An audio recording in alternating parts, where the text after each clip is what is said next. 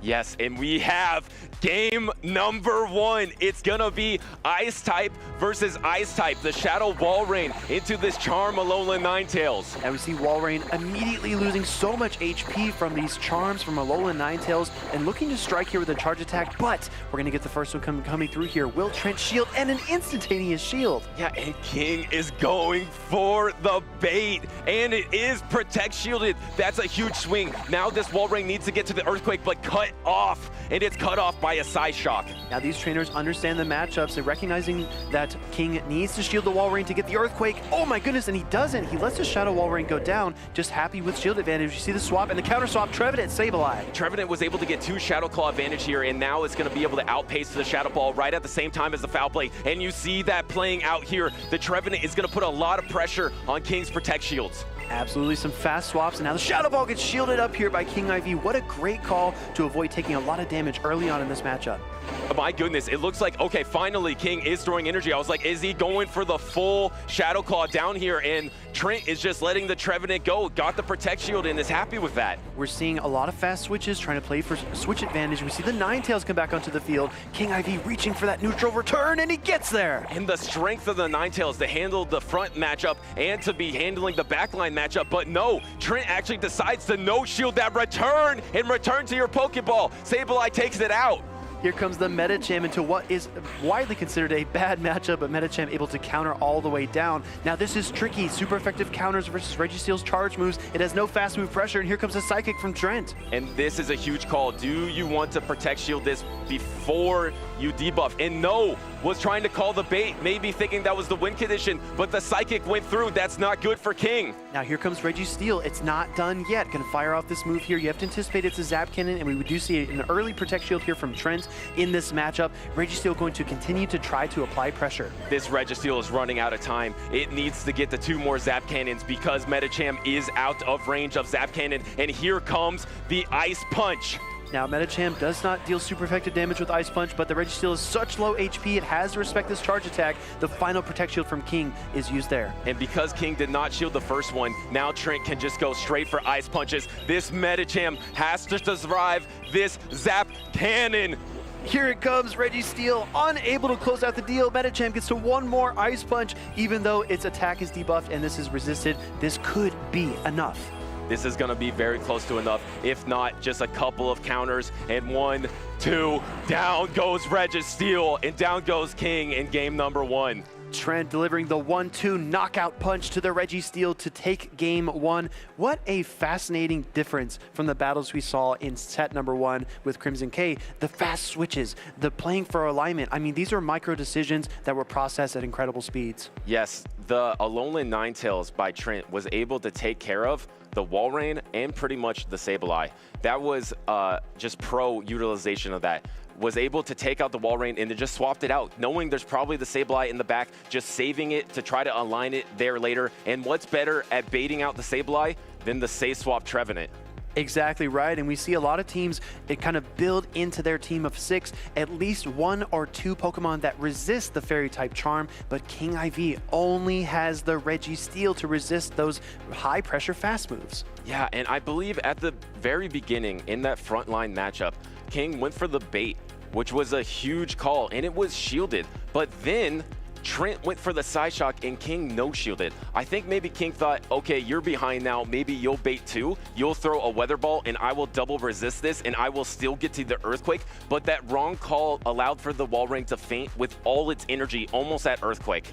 I think this is a tale of both trainers trying to predict each other's back lines of Pokemon. Maybe King expected to see something other than Medicham in the back and felt that Registeel up a shield was such a critical component to success that he would have a good shot no matter what. But unfortunately, the Medicham was there and he was unable to reach a Zap Cannon early enough to slow down the Medicham, and the counters were just too much. And Trent, I think, is one of the best Alolan Ninetales players out there. And look at the matchups. It just has nothing to fear except for the Registeel Registeel. And when Trent is using it in the front, saving it later for the back, just utilizing it as best as possible, that is going to be tough to overcome. How does King match up the Registeel into the Alolan Ninetales? King has to line things up correctly here, and it puts a lot of pressure on him after losing game 1. How do you respond? Does Trent decide to lead the Alolan Ninetales? Does Trent decide to put the Alolan Ninetales on the bench and bring the Medicham or the Galarian Stunfisk or the Swampert to try to trap the Registeel? Yeah, maybe you know that the Registeel is coming every game, so you try to bring 3 counters to it so it can never have a good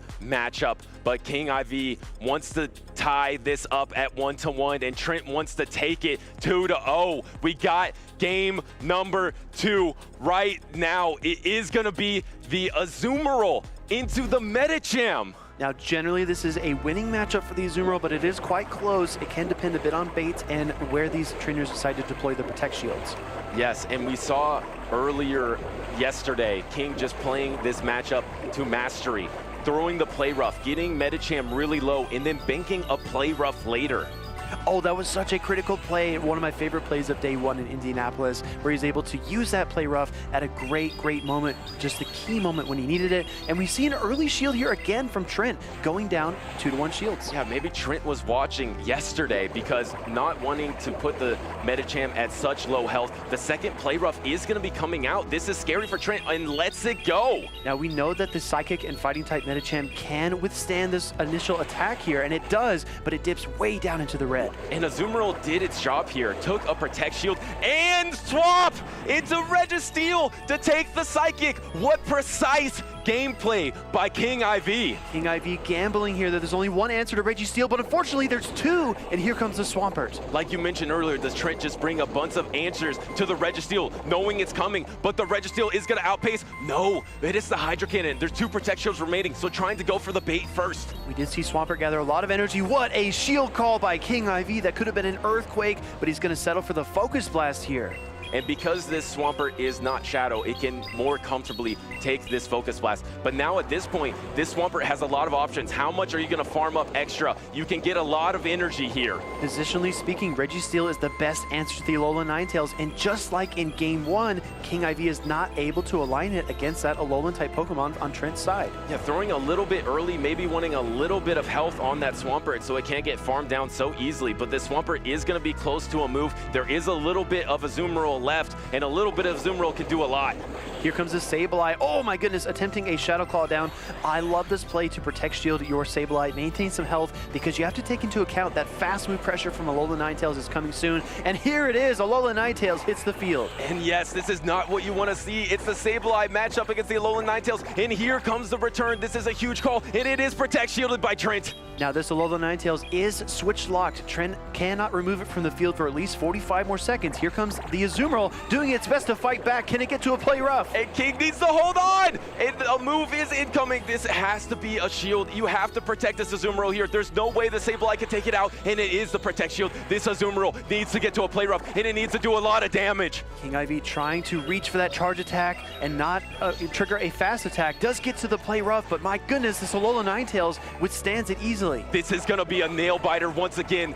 This Sableye needs the Shadow Claw through the entire team, but it's taking too many charms, and now it's going to be taking a charge move. It's the Weather Ball from Alolan Ninetales. My goodness, Alolan Ninetales able to freeze out the Sableye, and any chance of kiengiv trying to bring back this series. That is a 2-0 victory for Trent, as he will move on in our winner's bracket.